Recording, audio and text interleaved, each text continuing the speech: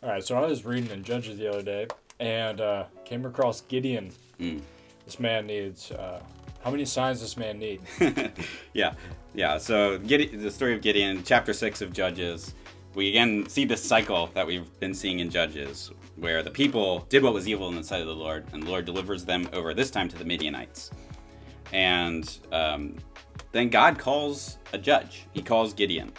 And Gideon is hiding away in the field, timid, and so when God calls him, he says, "No, you can't be me. Well, give me a sign. If you're truly calling me to do this, to deliver the people of Israel, give me a sign."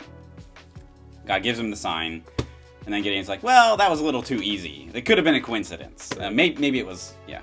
And so then he lays out another fleece and tells God to make it dry when it's wet. And so God does that, and he's faithful. And so Gideon's like, okay, God is truly calling me. And to Gideon's credit, he goes then. So yes, Gideon's timid, and we see some of what Barak we saw in this earlier story with Barak. He's not stepping up to the plate to do what God's calling him to do.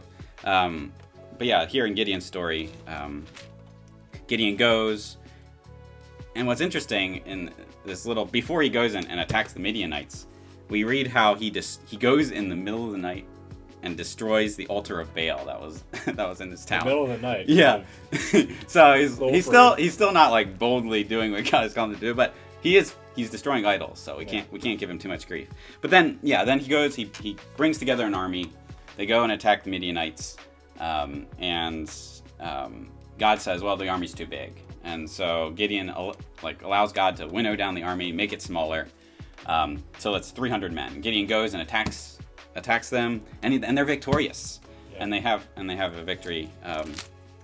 Great. And God gets all the credit and all the glory for that, which is awesome. And then we read how the men of Ephraim come to Gideon and say, "Yeah, why didn't you include us in the battle?"